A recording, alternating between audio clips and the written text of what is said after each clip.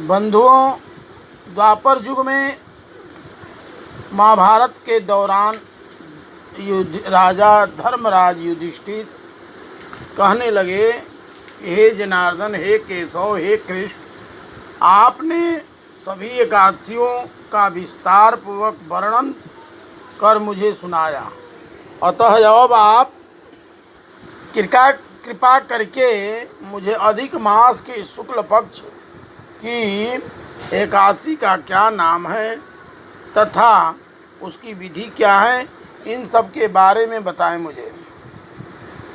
तब भगवान जनार्दन श्री केशव कृष्ण भगवान कि हे राजन, अधिक मास शुक्ल पक्ष में जो एकादशी आती है वह पद्मनी व कमला एकादशी कहलाती है। वैसे तो प्रत्येक वर्ष 24 एकादशियाँ होती हैं। यदि जब अधिक मास पुरुषोत्तम मास मलमास आता है तब इनकी संख्या 24 के बदले 26 बढ़कर हो जाती है। पुरुषोत्तम मास को जोड़कर वर्ष में 26 एकादशियाँ होती हैं। वैसे तो अधिक मास में 2 ही एकादशियाँ होती हैं, एक शुक्ल पक्ष में पद्मनी व कमला एकादशी और कृष्ण पक्ष में परमा एकादशी से नाम परमा एकादशी के नाम से जानी जाती हैं। यह एकादशी करने के लिए दशमी के दिन व्रत का आरंभ करके कासे के पात्र में जौ चावल आदि का भोजन करें तथा नमक न खाएं, भूमि पर सोएं और ब्रह्मचर्य व्रत का पालन करें। एकादशी के दिन ब्रह्म मुहूर्त में शौच आदि क्रिया से निवृत्त हो करके दंत धावन कर करके और जल के 12 कुल्ले कर लेवें। कुल्ला करने के बाद शुद्ध हो जावें और सूर्योदय होने के पूर्व उत्तम तीर्थ में स्नान करके ने जाएं और स्नान करते समय इसमें गाय का गोबर, मिट्टी, तिल तथा कुश सा व आंवले के चूर्ण से विधि पूर्वक स्नान करें।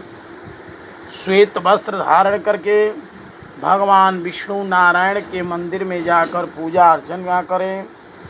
तब भगवान कृष्ण बोले, पुरुषोत्तम मास में अनेक पुण्यों को देने वाली एकादशी का नाम पद्मनी एकादशी है। इसका व्रत करने पर मनुष्य कृति प्राप्त करके वैकुंठ को प्राप्त कर लेता है, जो मनुष्य के लिए भी दुर्लभ है। हे राजन, ध्यानपूर्वक इस कथा को सुने। पद्मनी एकादशी व्रत कथा। हे मुनिवर, पूर्व काल में त्रेता युग में हय नामक राजा के वंश में कृतवीर्य नामक राजा महिष्मतीपुरी में राज्य करता था। उस राजा की 1000 परम प्रिया स्त्रियाँ थी, परंतु उनमें से किसी की भी एक पुत्र भी नहीं था जो कि उनके राज्य भार को संभाल सके। देवता, पितृ, सिद्ध तथा अनेक देवता, पितृ, सिद्ध तथा अनेक चिकित्सकों आदि से राजा ने पुत्र प्राप्ति के लिए काफ़ी प्रयत्न किए, लेकिन सब असफल रहे। तब राजा ने तपस्या करने का निश्चय किया। महाराज के साथ उनकी परम प्रिय रानी, जो इक्ष्वाकु वंश में उत्पन्न हुआ, राजा हरिश्चंद्र की पद्मनी नाम वाली कन्या थी। राजा के साथ वन में जाने को तैयार हो गई। दोनों अपने मंत्री को राज्यभार सौंपकर राजसी वेश त्याग करके गंधमादन पर्वत पर तपस्या करने चले गए। राजा ने उस पर्वत पर 10,000 वर्ष तक तप किया, परंतु फिर भी पुत्र प्राप्त नहीं हुई। तब पतिव्रत रानी कमल नयनी पद्मनी से अनुसुईया ने कहा, 12 मास से अधिक महत्वपूर्ण मलमास होता है, जो 32 मास पश्चात आता है। उसमें द्वादशी युक्त पद्मनी शुक्ल पक्ष की एकादशी का जागरण समेत व्रत करने से तुम्हारी सारी मनोकामना पूर्ण होगी। इस व्रत के करने से भगवान तुम पर प्रसन्न होकर तुम्हें शीघ्र ही पुत्र देंगे। रानी पद्मिनी ने पुत्र प्राप्ति की इच्छा से एकादशी का व्रत किया।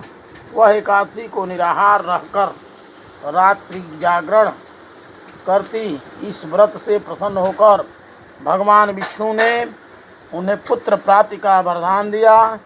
इसी के प्रभाव से पद्मिनी के घर कार्तवीर्य उत्पन्न हुए, जो बलवान थे और उनके समान तीनों लोक में कोई बलवान नहीं था। तीनों लोकों में भगवान के सिवा उनको जीतने का सामर्थ्य किसी में नहीं था।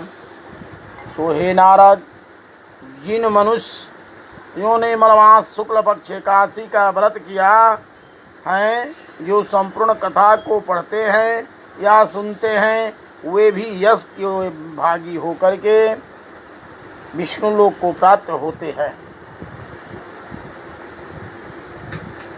तो बोलिए विष्णु भगवान की जय, पद्मिनी एकादशी की जय।